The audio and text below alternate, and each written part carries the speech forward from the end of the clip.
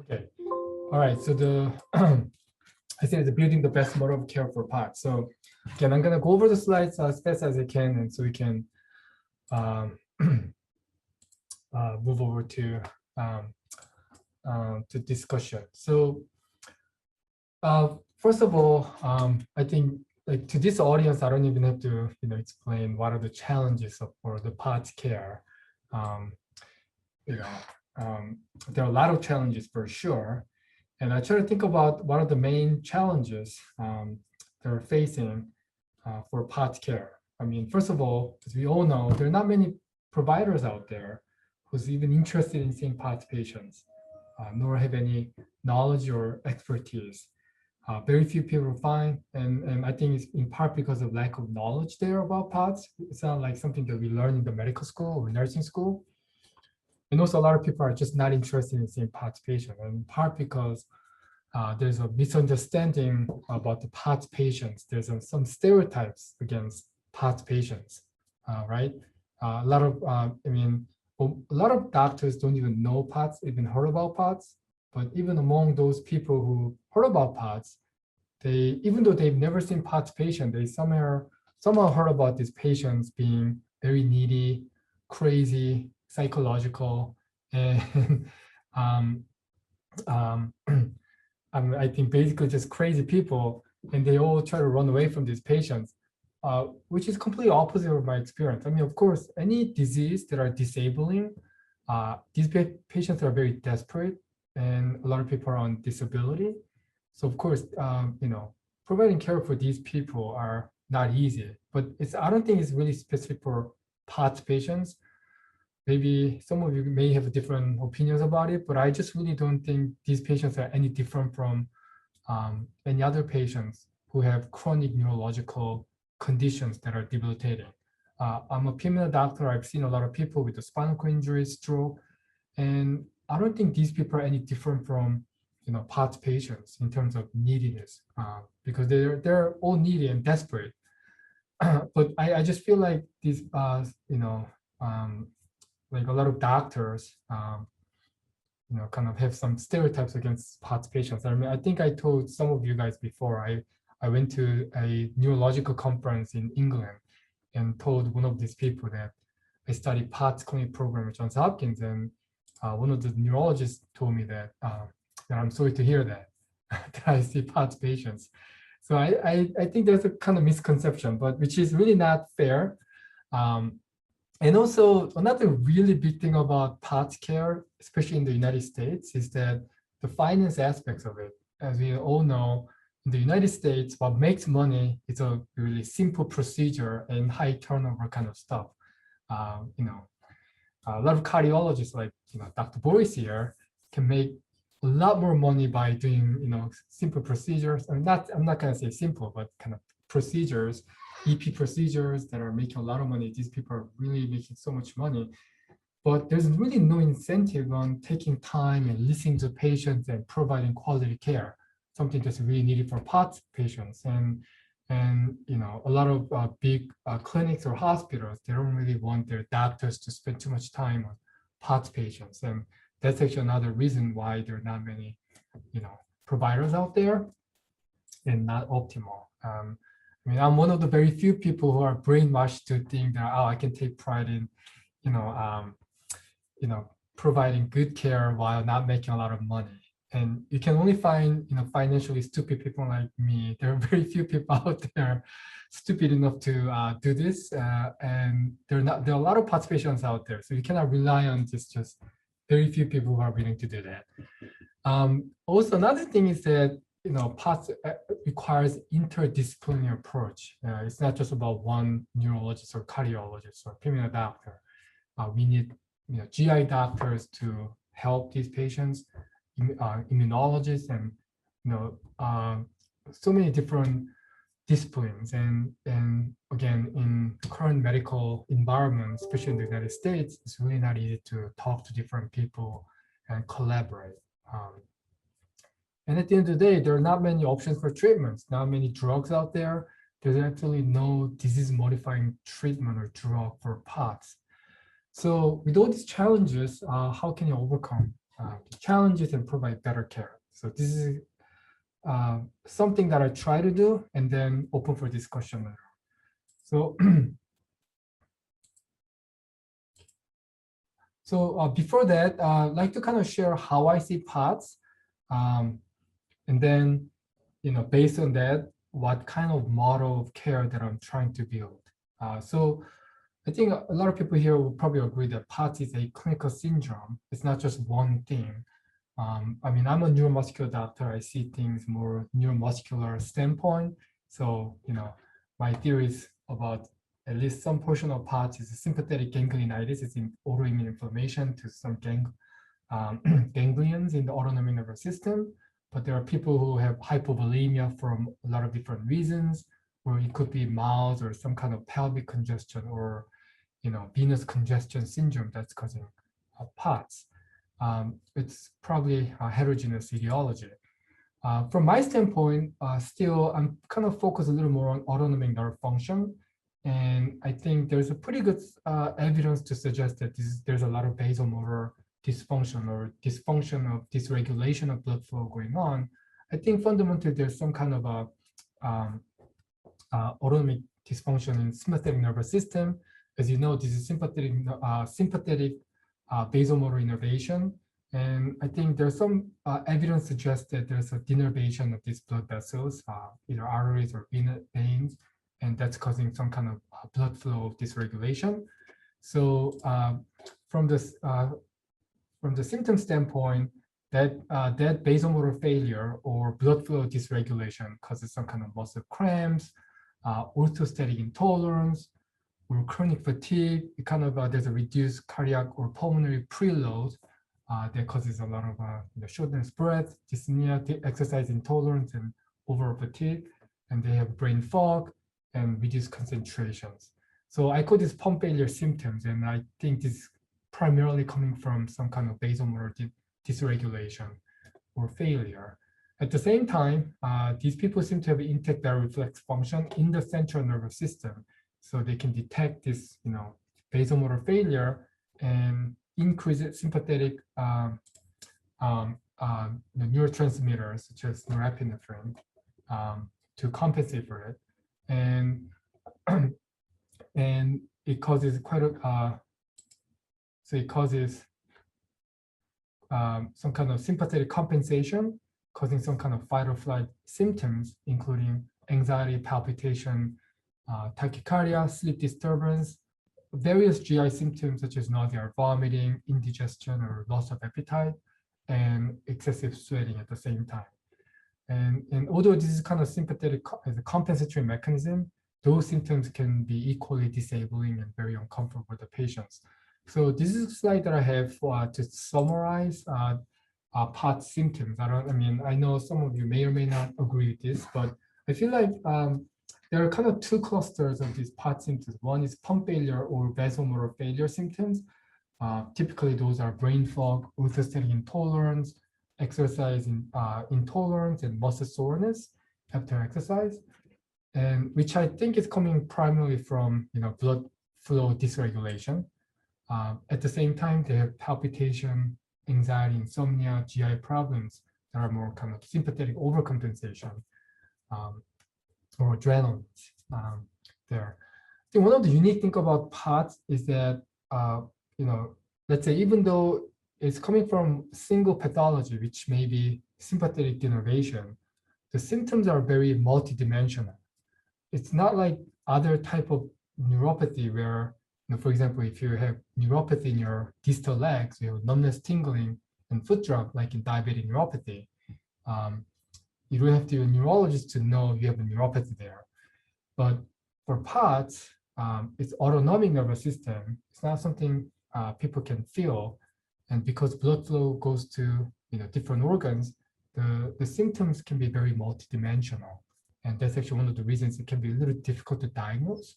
Oftentimes you have to rule out other conditions that can cause, for example, brain fog or tachycardia or insomnia or GI problems. So that's actually what complicates kind of this whole POTS diagnosis and recognizing POTS. And also treat the POTS symptoms at the same time. which is actually, it ends there, but there's even more complicating stuff too. As you all know, POTS not only is multidimensional in the symptoms, there's a lot of syndromes that are overlapping with the POTS too. I'm talking about Ehlers-Danlos syndrome, hypermobile, vascular EDS, mast activation syndrome, irritable bowel syndrome, or other, SIBO or other GI syndromes, thoracic outlet syndromes, fibromyalgia, chronic pain, and various pelvic or venous congestion syndromes. And as you know, I've been trying to, find some lectures from other areas to learn more about it. But anyways, not only the symptoms are multidimensional, there's a lot of overlapping symptoms, and that's actually what complicates POTS care as well, because it's not just one person can do everything, right? I mean, there's no doctor who has expertise in immunology, GI, neurology, cardiology. There's just no such person exists yet, to my knowledge. So how to treat the problem? I think theoretically there are two approaches there. One, we can fix the cause and be done with that, or fix the symptoms to just manage their symptoms. Let's talk about fixing the cause. Well, we're not there yet. Right? We don't have any research to support that, and we don't know. And like I said, it's also heterogeneous etiologies. Some people may have POTS from small fiber neuropathy, or some people may have it from venous congestion. So there's no one single approach there, and those are theoretical at this point. There's really not much proven for any etiologies. I personally feel like still at the same time we can't just give it up though. We need to kind of do some investigation to try to find the kind of potential cause. I'm gonna give you an example of that. I actually presented this case to this group, I think a few months, early this year. And I don't know if anyone remembers that case. This is a guy in his mid-60s and who suddenly developed all these autonomic symptoms, or to say intolerance, palpitation, anxiety, and all that kind of stuff from somebody who's very healthy. And it was very dramatic, sudden development. But despite that, a lot of doctors dismissed his autonomic symptoms for literally 2 years. And he was in a Hopkins hospital, seen by one of the, very famous neurologists here. And, literally said in the note, there's absolutely no autonomic symptoms. He's fine. He's just getting older. That's what he said in the note. But he actually, and I think he's a peripheral blood. His Mayo panel was negative, but luckily he got the CSF sample, and then which was recent for Mayo panel, and came back as positive for anti-Hu antibody, and actually found to have both sensory ganglionitis and autonomic ganglionitis. And also that was coming from lung cancer. So he was getting treated. He's actually still getting treated for lung cancer. It's kind of a remission now. But he says actually most debilitating symptoms are the autonomic symptoms. And although he knows he has a kind of limited lifespan at this point, he really wants to treat his autonomic symptoms. And I've been giving IVIG for him, which has some limited kind of benefit at this point, but it's helping him for sure. I kind of like to talk just a couple more things about IVIG. As some of you know, I actually use IVIG selectively on some POTS patients. And I get a lot of criticism for both sides. I think a lot of POTS patients accuse me for not trying IVIG enough. And the other side, especially from my neurology colleagues, I'm accused of using IVIG, without really clear evidence. I think I still try to do IVIG as much as I can. And I clearly understand there's a lot of limitations about using IVIG. I mean, mostly from financial aspect, like insurance companies not going to approve it, most likely in the United States. At the same time, I like to kind of point out that when it comes to IVIG, I think a lot of people are a little confused about evidence-based practice versus clinical research. A lot of my neurology colleagues who criticize me for using IVIG on POTS patients, tells me that, this is not an evidence-based practice. It's really, some people even just say it's malpractice to even just give IVIG on those POTS patients, which of course I disagree. I think, like in my experience, IVIG works really well for POTS patients. Of course, with the mast cell activation complication, a lot of people may develop some side effects from IVIG, but that doesn't mean that it doesn't work for POTS. A lot of people actually do benefit significantly from IVIG. But is evidence there? We don't have enough evidence to do the IVIG on POTS patient, but I think a lot of people, kind of get a little confused when you try to use something like IVIG or immunologic or any medication. It's not like when clinical practice, we need to have all the clinical evidence or the RCT or randomized clinical trial level of evidence to use any medication or intervention for the patients. So, of course, the standard for clinical research and standard for clinical care is a little different. And, within good, if you have a good, that's actually my opinion. Like if you have a good scientific rationale, I think, of course, you can use it. For example, like I'm pretty comfortable using IVIG on this POTS patient. I use IVIG on other neuromuscular conditions, and of course I wouldn't use other things that I'm not comfortable with.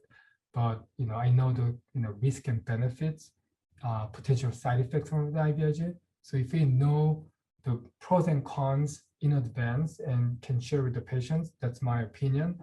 I feel like we should be able to use IVIG if there's any good reason to suspect autoimmunity in those patients. Of course, we don't have any biomarkers that are proven from clinical research. So I think those are two different things. Of course, I open for discussion about how people think about using IVIG on POTS patients or some other immunologicals. So anyway, so that's kind of one of the very few limited options to fix the underlying cause. But practically, most POTS clinic care primarily is focused on fixing the symptoms at this point. And like to try to fix the symptoms, there are probably two things, because I told you there are two different clusters. That's how I see POTS. And for symptoms, I try to target symptoms that's coming from kind of pump failure or vasomotor dysfunction, and that's volume expansion for me. And I try to target symptoms from sympathetic overload or overcompensation. So to start with, for volume expansion, so I see volume expansion not just drinking water. Basically it's kind of like I this analogy to everybody, like it's just a water balloon. We're trying to fill the balloon with water, so expand it so it doesn't collapse. And I try to do very aggressive oral hydration, like up to 4 liters, 4 or 5 grams of sodium per day. As some of you know, like I try to do IV hydration, like on and off. It's not a long-term chronic solution that everybody has to get all the time. But when people are very struggling, especially in conjunction with physical therapy, I find IV hydration to be very helpful. And then use some medications such as midodrine and Fluornef. I also do physical compression and also physical exercise as well. As you know, physical exercise, I see exercise as a part of volume expansion because through chronic cardiovascular exercise, we can expand the volume significantly. And also, the volume expansion is actually not that easy. It's like I try to take stepwise approach for volume expansion. So the first thing that I start with is kind of hydration or dietary modification, increasing water and sodium.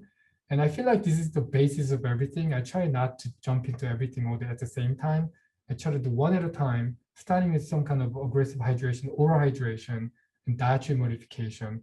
I always give my patients some kind of homework, try to track down the amount of water they take and track down their blood pressure and heart rate, so they can monitor their volume expansion. And then, ideally, theoretically, after that, and then I try Fluornef or midodrine or some other medications to optimize the volume expansion or retain the fluid. and then tell them about, like avoiding caffeine or alcohol and other things. And eventually, as we all know, exercise takes time to kick in. So there's a lot of education should be, it's really needed to make patients understand that this is not exercise for a couple of weeks or a couple of days. It takes months or even years to build up their cardiovascular strength, and really through that increase the volume. So this is kind of pyramid because I kind of start from the base and then go up. That's kind of my theoretical model for sure. And along the way, of course, these patients have to kind of work with not only main clinical providers in POTS clinics such as MDs or NPs, they also have to work with physical therapists, occupational therapists, ideally nutritionists, ideally psychologists. Not that I have those people in the team at this point. At the same time, if there's any other random symptoms arises, let's say severe migraine headache, need to talk with neurologists. There's some limitation in managing migraine for me. Some arthritis for rheumatologists and GI for GI doctors. So this is kind of theoretical model for volume expansion. And as you can imagine, building up this whole team to do this volume expansion can be also complicated as well. And like I said, the therapeutic exercise, I think the emphasis is that it takes a lot of time. And another thing, kind of challenges for the volume expansion is setting a goal. Like it's really difficult to set a goal, in terms of how long they have to be on this kind of program. So again, this is not a cure. You're just addressing the symptoms. So a lot of people do respond to this whole combination of volume expansion and exercise, but as you all know, it's not enough for a lot of people. And what is actually a clear goal? When the patient, let's say their patient are coming from out of state, they're coming to the program, they're always asking how long do they have to continue this kind of program? And nobody really has a clear answer, like how to set a goal. And this is the amount of time and money you have to spend to get to a certain point. I think we have a clear goal and some kind of objective measures for that. A lot of people will be more compliant, but we cannot just tell them to exercise for the rest of their life and do this kind of stuff. And that's one of the challenges that I have when I start this whole program for volume expansion, or generally just POTS care, and something we can talk about it. The next symptom that I'm targeting is sympathetic symptoms, and I think this is relatively more straightforward. We can use a lot of medications such as beta blockers, melatonin, some other medication. I try to avoid, really narcotic medications for POTS patients because it can cause them a lot of fatigue. And actually, a lot of POTS patients don't like to be on some kind of opioids or benzos in most cases because it makes them more fatigued on top of having fatigue. So I don't think I have a lot of problem. Unlike there's a stereotype against POTS patients, I don't think I have a lot of problems with kind of drug dependence or even addiction for POTS patients, because these people really try to avoid those medications. And a lot of other psychological manipulation, meditation, mindfulness, I think those are really helpful, but also require some kind of training and some psychologists on board who can help with this type of approach. I generally advise patients to avoid physical or emotional stress. That's almost impossible. I don't even know how to avoid my own stress. So that's really not easy. So again, also don't forget EDS, MCAS, IBS, venous congestion, all the things we talk about, right? So volume expansion and sympathetic, that's all good, but what about the other complications? These people have like severe EDS, having multiple easy bruising, multiple MSK injuries. Some of them may have venous congestion that can be actually solved with some kind of stenting. So we still need to work with geneticists, immunologists, surgeons, cardiologists, and that's really not that easy. And especially somebody out-of-state patients or coming from distance, how do we arrange these referrals to different specialists is really challenging for POTS care. And also don't forget the rehabilitative interventions too. Like I try to include, address these rehabilitation aspects of it. This is not about like treating symptoms or cause. It's just about, keeping them functional and a lot of, as you know, like a lot of POTS patients, they use cane, walker, or wheelchairs to get around. Unfortunately, these affect very young people who are who are in school or work. So they need to do something to, keep them going and make money. And try to work with the rehab therapists, especially more job with the occupational therapists. And sometimes it can be very helpful. And sometimes I just advise patients to set a voice activation system at home, like Alexa or Google, in case they faint or collapse, they can get some help. It's kind of minor things can be helpful too. And so overall, this is kind of structure that I'm thinking about. So I think still there's a really benefit of having main POTS provider because it's of physicians, therapists, and nurse practitioners, and who are probably the driving overall plans. And starting with the diagnostic workup for sure, try to cause underlying cause. Like I suggested before, start with the oral hydration, some kind of lifestyle changes, and then kind of start a little later on medication with some more aggressive volume expansion.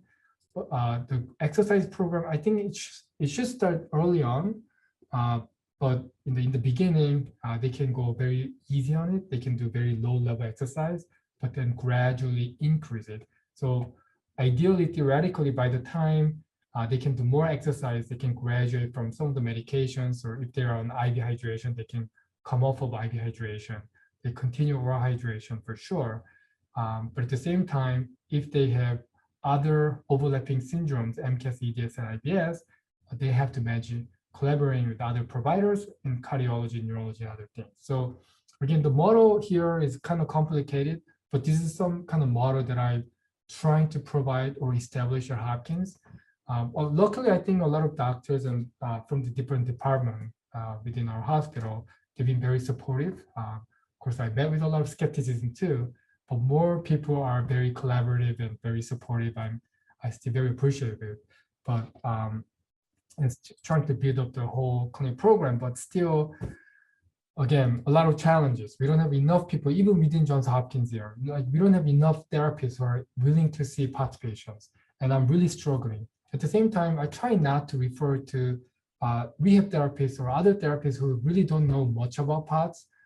My minimum criteria for referring POTS therapists is somebody who joins our POTS meeting, Thursday meeting, so we share knowledge or share our cases. And also, this is another thing that I'm always struggling with. I know my chairman's been very supportive and trying to, have our business person to help me with building this POTS clinic. But we all know that this whole POTS clinic really doesn't bring a lot of revenues to the clinic or department. I feel like there must be a way to do that. We just haven't found one. Another really important thing is also good academic support. I'm still kind of early to mid-career, clinician scientist and investigator. There's really no mentors to support it. Actually, a lot of mentors told me in the beginning when I tried to do a POTS clinic, they told me against it. Actually, they said it's very dangerous for any early investigators to jump into POTS or autonomic research because there's no infrastructure, and there's really not many mentors who can make my career successful. And there's actually clear danger there. There's not many good grant mechanisms to support POTS autonomic research at the same time. So I think especially in academics, because we still have to rely on a lot of academic centers to provide this kind of care because of financial restriction. I can't really imagine a lot of private practice doctors to provide care for POTS. I mean, it should be limited, but they can, but it's kind of limited. So it's still probably going to be better in more academic center. But if there's no good academic support or grant mechanism or mentors, not many people will be, providing POTS care. I think that's probably more practical limitation from my standpoint. So. So this is all the slides that I have. I'm actually, it's 12:35. So at this point, I'd like to kind of open to discussion about what you think about this whole model of care, any suggestions. anything. So Tay, I thought that was really a good kind of collection of sort of your thoughts and your approach. I wanted to ask, so when you talk about a POTS program, does that mean that all the providers that you listed, I mean, you listed 9 different types of providers next to your pyramid. Do all those providers see that patient? There you go. All the providers see those patients? Does one provider see those patients and then farm them out? You know, how does that work?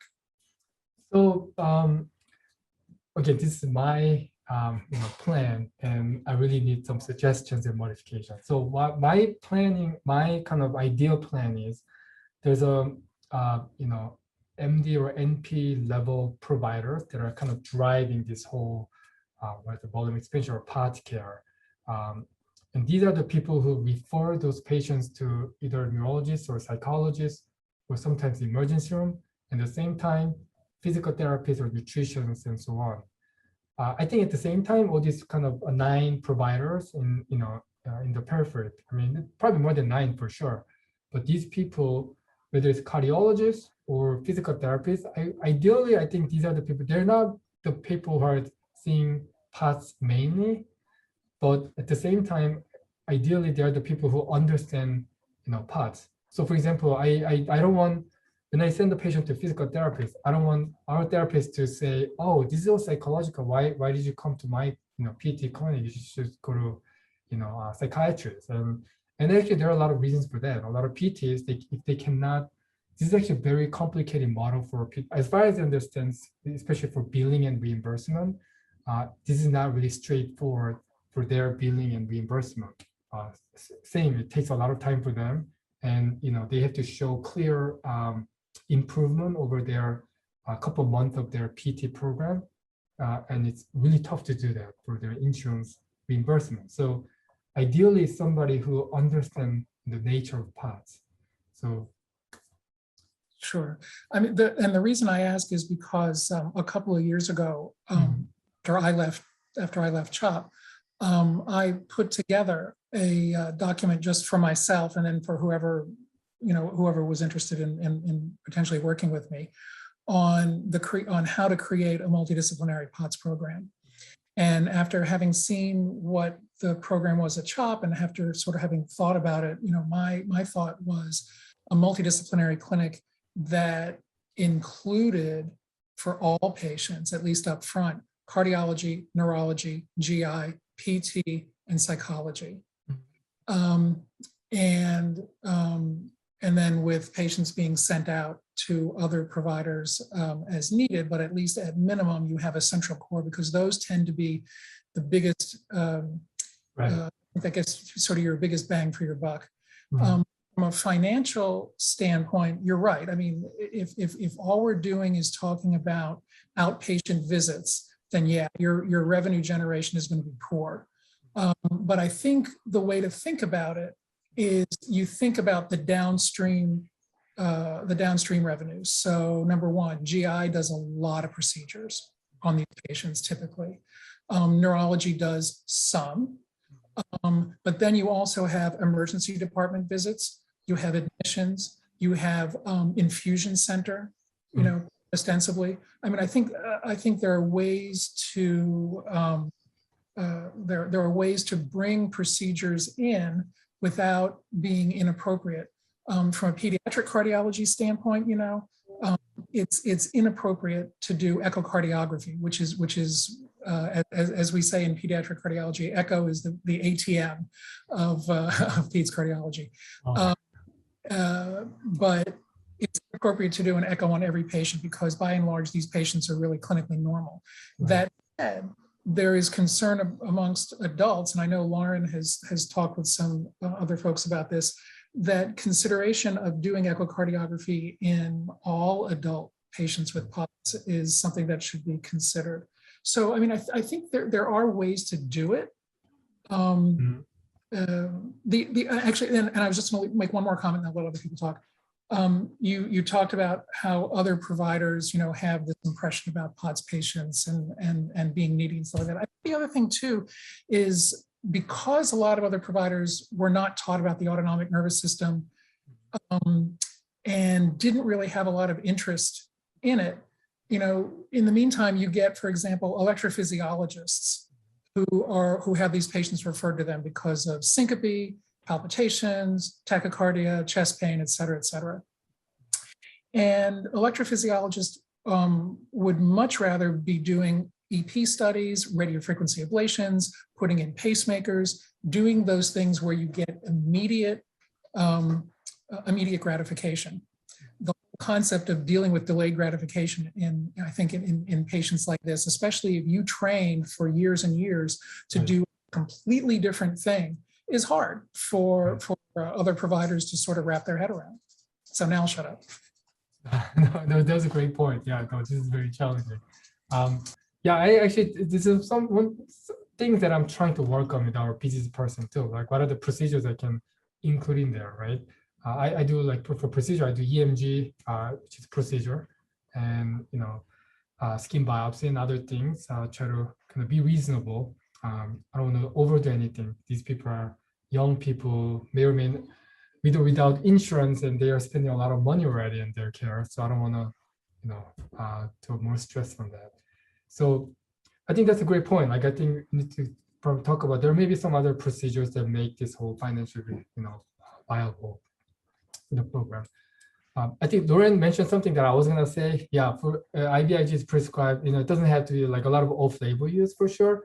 And yeah, that's true. Like, generally in medicine, like, I remember this kind of grand round talk from neurosurgery. There's a neurosurgeon who says, if you have a brain injury, some bleeding in the brain, they just open up the skull. It's not like there's an RCT on that kind of stuff. They just open it up within a reason, right?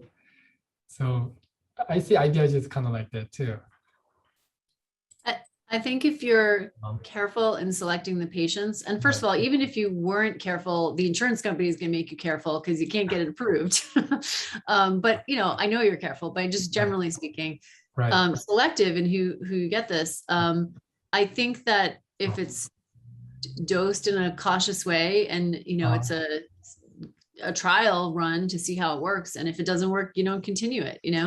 I get so frustrated by doctors who kind of, shame other doctors for doing this, because pretty much a majority of the medications you're prescribing in your career are off-label, and a majority of the IVIG prescribed is off-label. So I think it comes from the shame is put on the doctor because there's some sort of anti-POTS patient mentality from a lot of clinicians, just like, why are you helping these people with a real drug? They're just crazy. They don't need that real drug. But obviously the real answer is we need good clinical trials. We need real research. So we are doing that at UT Southwestern with a small study. The initial study was funded for 10 patients.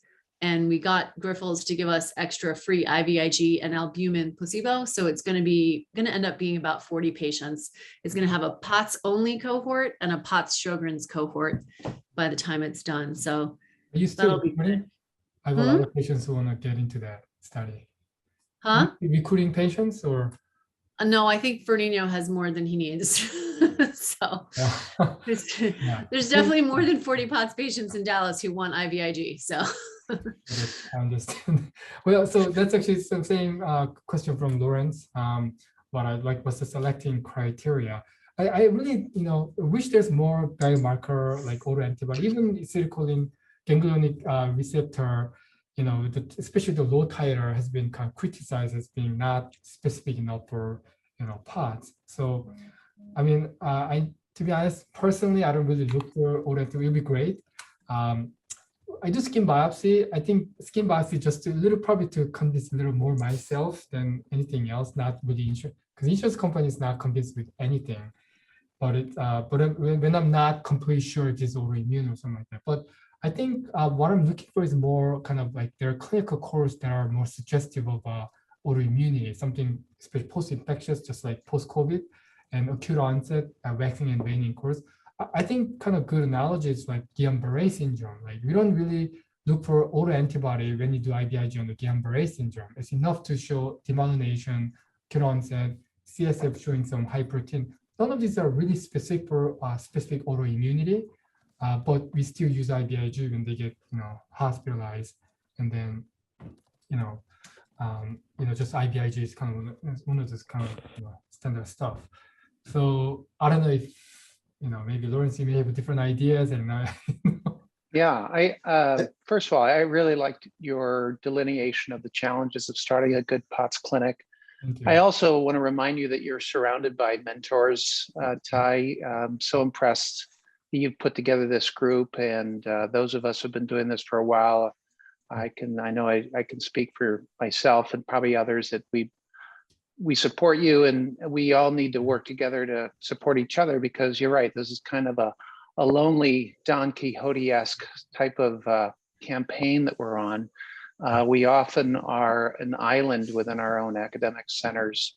And it's often I find that my colleagues who have some familiarity with POTS is only because they have a family member who's been affected. And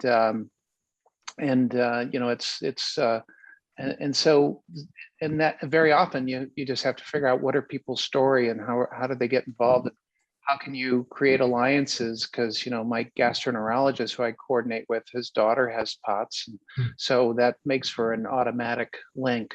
So those things are helpful. The other thing I would add that I find very helpful is to measure, and measurement is difficult in somewhat amorphous disorder, but one thing that is measurable is functional capacity.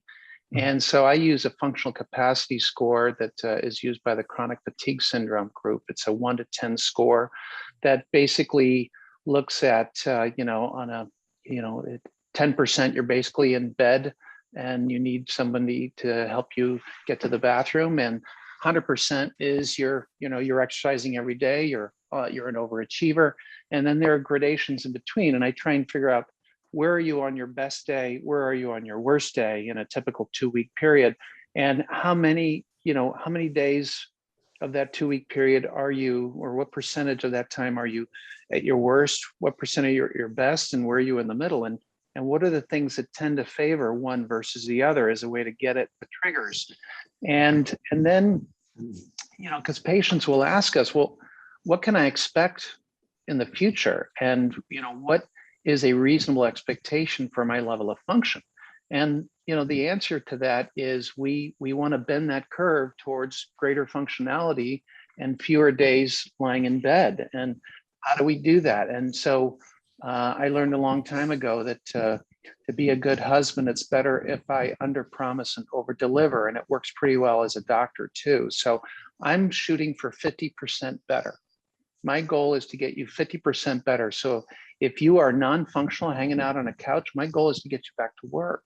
My goal is to get you out of the wheelchair. My goal, from the wheelchair maybe to the walker, and start increasing the amount of time of where your function is a bit more optimal.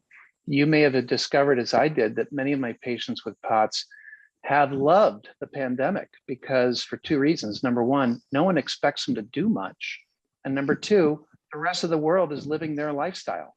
And so they've kind of played catch up with everybody. And this has taken enormous emotional and physical burden off many of my patients. And you may have discovered that as well. And I think those are just a few reflections. I liked your list at the very beginning. Those are indeed the challenges. We could probably add a few more, but I'll stop there.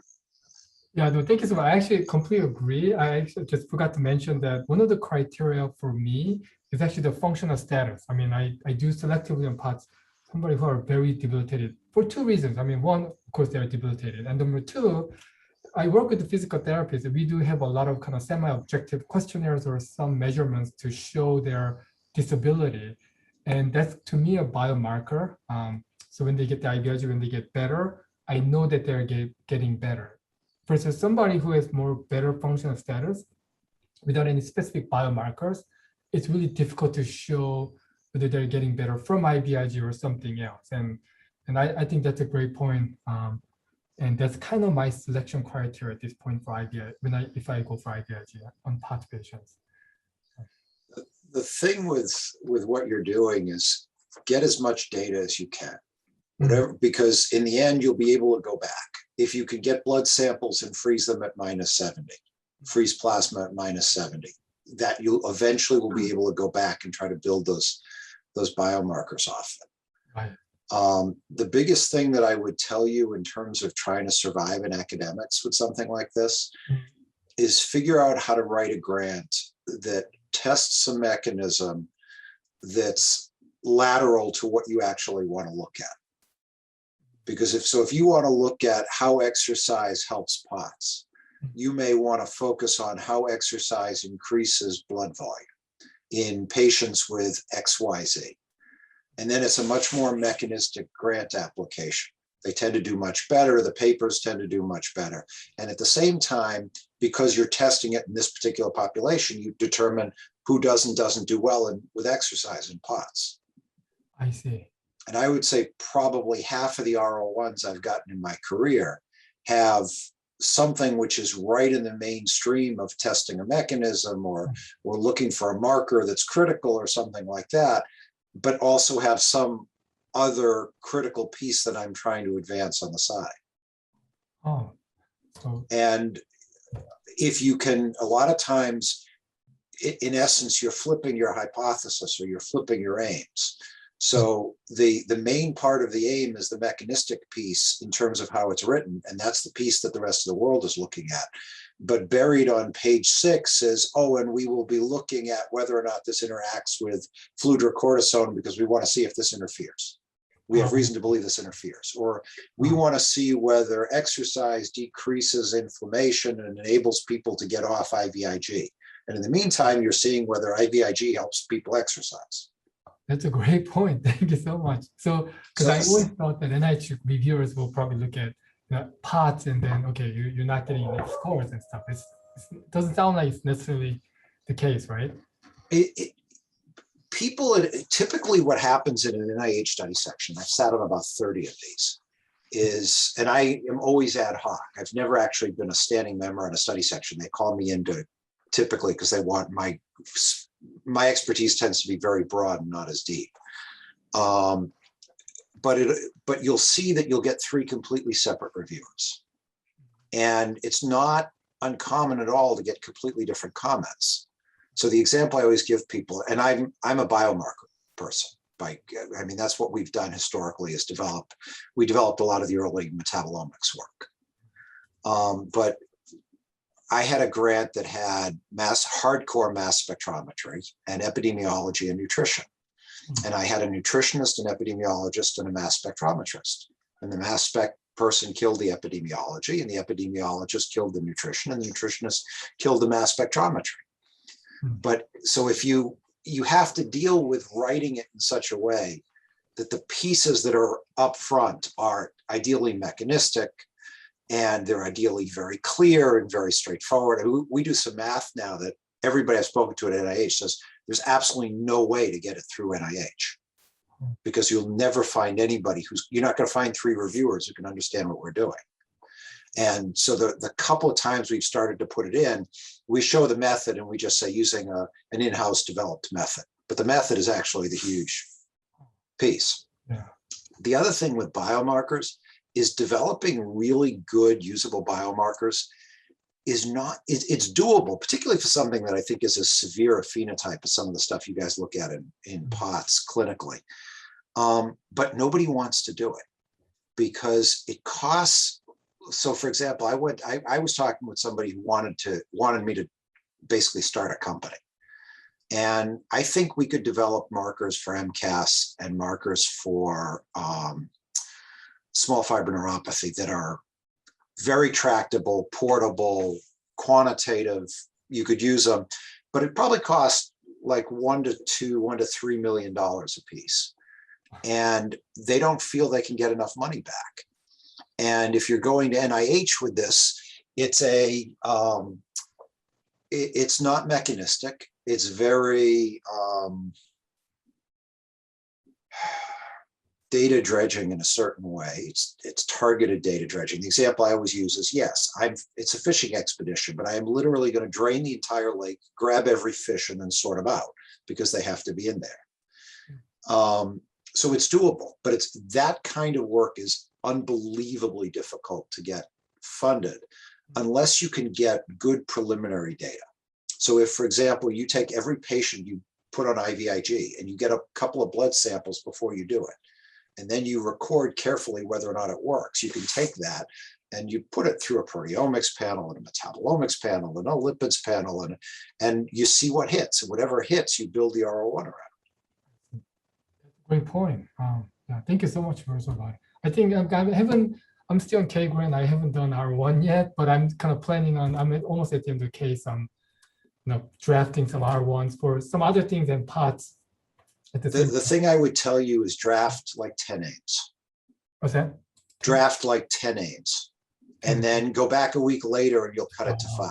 Bring it back up to 10 and do that a couple of times. And I mean, I'll be happy to look. If you're writing something in POTS, I'm happy to look at it. I really appreciate it. Yeah, I'm actually working on as a co-I with other person, but if you can, I'll email you about that. Just give me some notice because I typically get very busy around grant time. Oh, absolutely. Yeah, for sure. Thank you so much, Professor Lawton. Yeah. It's a critically important piece for POTS code. But that's because you need those papers academically. Absolutely. And I saw somebody agreed. It's something like MS is a more defined field with more defined mechanistic questions. Right. Yeah. Thank you. I really appreciate it. Thank you so much for that. Yeah. I know Nate. I don't know if you're still there. Kind of mentioned about the misogyny is about, I think that really plays a part. I'm not trying to be political about it, but female predominance, I think that really plays a role in stereotyping these people. And on top of that, they look fine, young female, look healthy. So I think that really adds to that. Tay, we actually have some data that really supports that. When we did the big POTS survey, we looked at length of diagnostic delay from the first time you saw a doctor for your POTS-like symptoms to the time you got diagnosed. It was 2 years longer for women than it was for men, including pediatrics and adults. And so when you have a condition that's like 90% female and the women take 2 years longer to get diagnosed, that is a huge red flag that there is some serious discrimination going on in healthcare. Yeah. Lauren, was that corrected for severity? We didn't have severity at time of onset data. So no. But in general, the women, we actually have other data showing that the women have more severe POTS. So that wouldn't support that conclusion. That's good. Not good to know. No, I know. In terms of not good, but yeah, because that would be the big thing is, and I'm biased. I think there are really strong subgroups in POTS. And if the boys have a different subgroup than the girls, you could easily imagine a scenario where that's why they get caught sooner. Mm-hmm. Interesting that you found that, and I saw that presentation at the Dysautonomia International Conference as well, about the difference in duration for diagnosis, because in our series there was no statistical difference. So yours is just pediatrics. So there could be some differences there. I think we looked at age. But the presentation was pediatric for you guys too. Oh, was it? What? Okay. Hey, we just had a paper accepted. It'll be online in a few days with more data on the sex differences and the experience and the diagnostics and stuff. But in general, our overall data set shows that the female patients tend to have more comorbidities. And I think you can see the more comorbidities that are diagnosed, the sicker the person is. And it could just be that you got diagnosed with more stuff because you were sicker. We don't have a cohort where somebody went through and screened accurately for all of these comorbidities, right? So like this Venn diagram, I don't think IBS and mast cell are different. I think that they're actually overlapping too. And that, you know what I mean? Like they're not necessarily different things, that we just give them different labels right now. Pelvic congestion and EDS, well, maybe that goes together if there's some kind of vascular weakness there. And there was an overlap between Fabry's disease, which we know the mechanism of, right? It's a genetic disorder that causes weird vascular stuff, and autonomic neuropathies. So they had 70 or 80% of Fabry's patients meet the EDS diagnostic criteria. So that kind of says to me, maybe there's something about an autonomic neuropathy or a vascular thing that can look like EDS, that can look like an autonomic disorder. Anyways, I'm kind of babbling, but I don't think this Venn diagram is right. I think that they're all grossly overlapping. Can I jump in at the end just to kind of bring back that immunotherapy point is very important. So when Bruce said, well, you need to publish papers. So I want to ask all of you who are seeing great results on cases of very sick POTS patients with immunotherapy, please publish it, because we think, well, it's 1 or 2 patients, maybe it's 6, maybe it's 7, but it adds up when we're trying to authorize these therapies for our patients. And oftentimes I'm being asked to review these papers. So that's good. We should help each other to populate literature with these case reports and case series. So far, we have like 38 patients from Jill Schofield. We have 1 or 2 from me. We're now working on another study of immunotherapy with subcutaneous and plasmapheresis to add that to the literature. But we should all help ourselves, because there are a lot of naysayers. And when I presented that poster at the American Autonomic Society meeting last year, these naysayers told me, oh, that's great that it was subcutaneous and not IVIG, because it could have been a placebo effect from the volume. That's how they think. A lot of them are our colleagues who are, you know, reportedly on our sides, yet they have these preconceived notions. Another big thing we need to think about, like Lawrence said, well, if they don't think POTS is real, why would IVIG be helpful? That's absolutely true. But the second one is cost. So there are forces there that want to prevent this very sick population from entering even as candidates for IVIG. And insurance right now, companies are denying IVIG left and right. So right now I am working with the Department of Labor to make sure that very sick POTS patients have equal access to IVIG, just like sick patients with, you know, autonomic neuropathy or, you know, CIDP, you know, all of that. So it's very important we help populate literature with case reports and case series, and that we help each other, because the forces are not on our side. Those forces work for insurance companies to tell them, oh no, POTS, that's not a legit diagnosis to authorize coverage on patients that are greatly helped. You know, the co-author on my paper is now a full-time resident. She was a medical student. She got sick with POTS. Her case was quite severe. She became homebound. She could not start residency. So what helped her is a doctor who is open-minded, and the insurance loophole that allowed her to get subcutaneous immunoglobulin. She's now working full-time as a resident. So I think these therapies can be very helpful and can, you know, they can be cost saving too. That's what I argue in my reports, because a lifetime of disability and care is going to cost insurance and society way more than covering IVIG or SCIG. So let me interrupt you for 1 second, because I had a long argument with somebody who sits on a board that oversees all insurance companies years ago about this point in terms of predictive markers for disease. And what he told me is the insurance companies don't care about this. I said, but if you catch it early, you'll save money. And he said, they don't care because the turnover from insurance company to insurance company in this country is so great that the patient that they're saving money on will not be their patient in 2 or 3 years. So those arguments, he said, absolutely stay away from. He said, because the insurance companies not only don't want to hear them, but they actually work against you, because you are now paying money for a benefit that they are not going to get.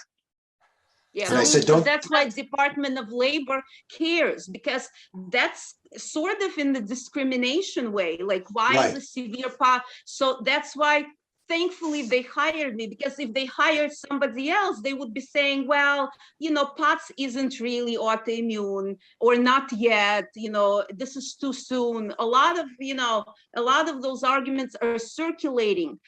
And I think we're gonna stand there for decades if we keep, you know, listening to that kind of mentality. Well, it's not yet autoimmune, why would we use immunotherapy? Or, you know, we can help them with exercise, the Levine's program, salt and fluids, and, you know, CBT.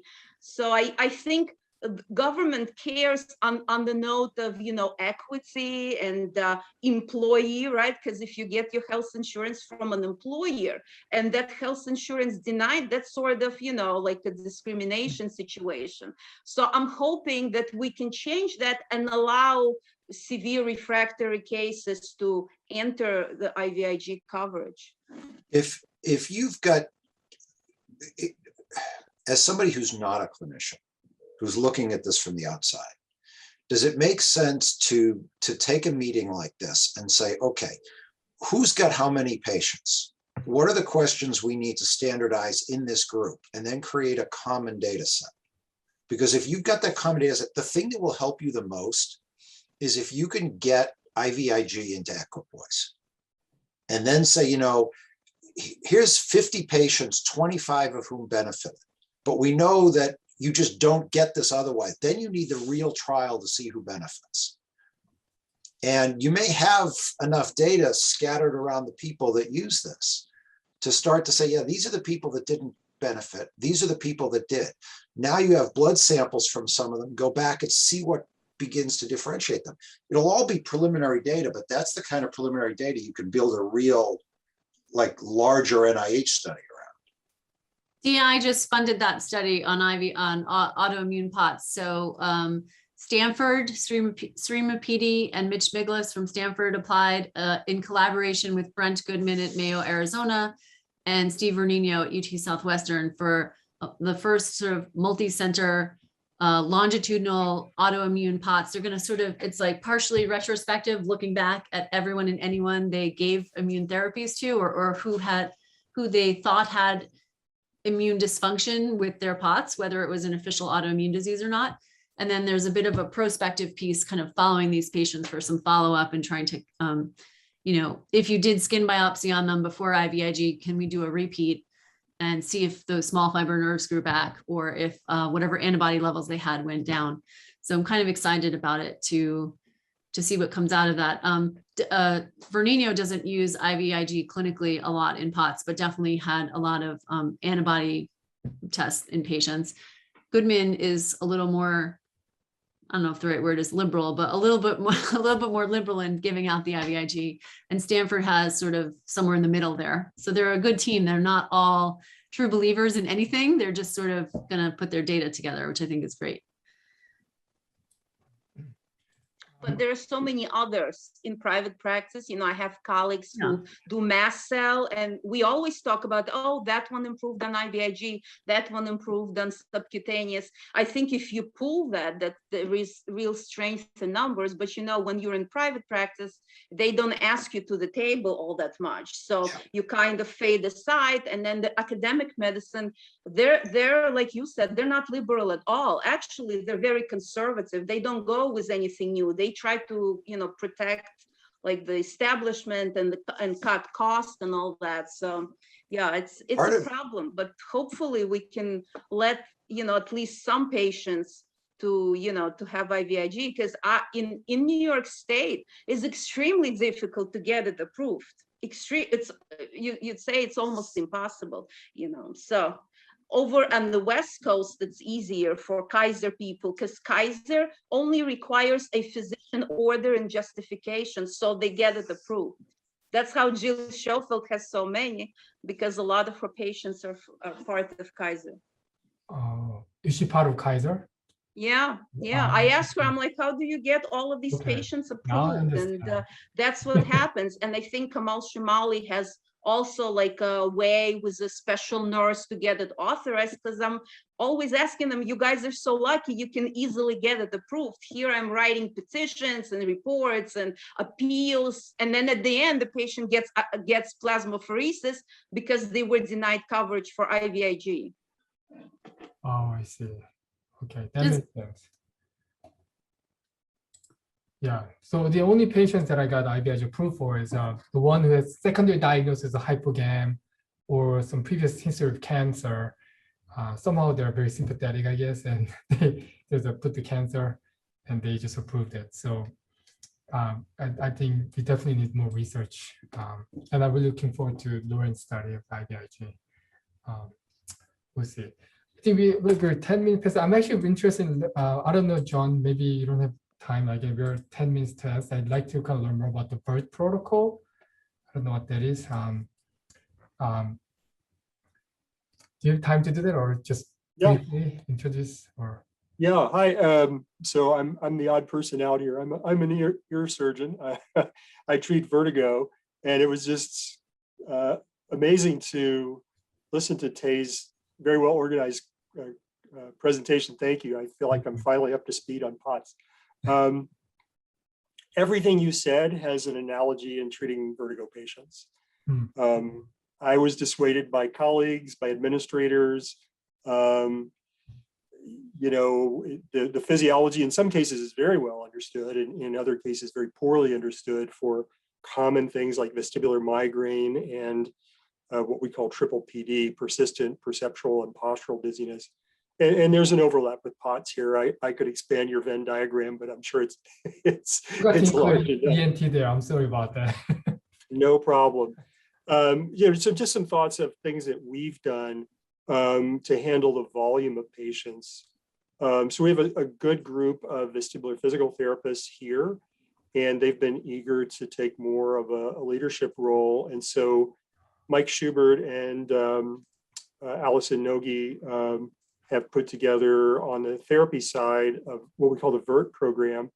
And basically new patients calling our call center for vertigo will often now be scheduled with them as first visit. Many of these patients benefit from vestibular physical therapy, no matter what the underlying cause is. These people see dizzy patients all the time. They can pick somebody with Meniere's disease out of the bucket in a minute, and they'll get them to see me promptly. Meanwhile, the patients who have benign positional vertigo and need repositioning maneuvers, they'll treat them and get them in and out faster than if they went through the conventional doctor first route.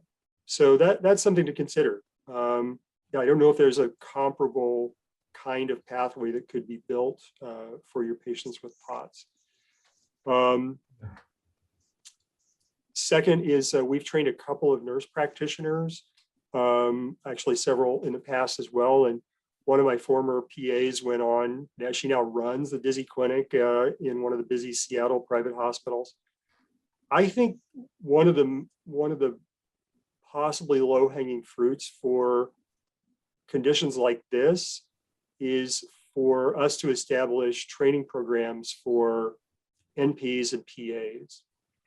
The real world is hungry to have people who like seeing patients, who aren't scared of managing basic medications and lifestyle changes, and who have backup from MDs for what they're doing. And I think it's maybe worth exploring a formal training program. I tell you, when I go to national meetings now, my colleagues always ask me, do you have any fellows or trainees that you've trained to think about vertigo the way you guys do at Hopkins? Because we don't have anything like that. And I could never train enough MDs to do that. So nurse practitioners, physical therapists, PAs, you have lots of potential allies. Yeah, thank you so much for that. That's a good idea. Yeah, that's a great idea. And I'll probably have to reach out to you in the email how you run. Yeah, well, let's talk. Yeah, well, Let's talk. I'll send you an email about that. I think that's a great idea. And having call center that can triage patients at the front line. And I should say, what Bruce said really resonated with me too. I will tell you in our study set, our NIDCD, National Institute of Deafness and Communication Disorders, those study sections are dominated by basic scientists who want to understand mechanisms. And they're really more interested in normal physiology mechanisms than even disease mechanisms. And so every successful grant I've seen, for any of these disease processes also starts with physiologic measures. And we're going to get to the mechanism that's going to have broad applicability to understanding this, not only this disease, but other diseases and normal physiology. And he hit it spot on. I think that's the way you got to go. I see. Well, thank you so much for that. I really, I think, I'm glad that I, opened this discussion and learned a lot about it. Yeah, I'll definitely send you an email to get some more kind of details of the protocol. It's great because it's in Hopkins, and I think we should Happy to talk. Collaborate for sure. Yeah. Yeah, thank you so much for that. All right, we are actually 15 minutes past. Any other comments or any questions or?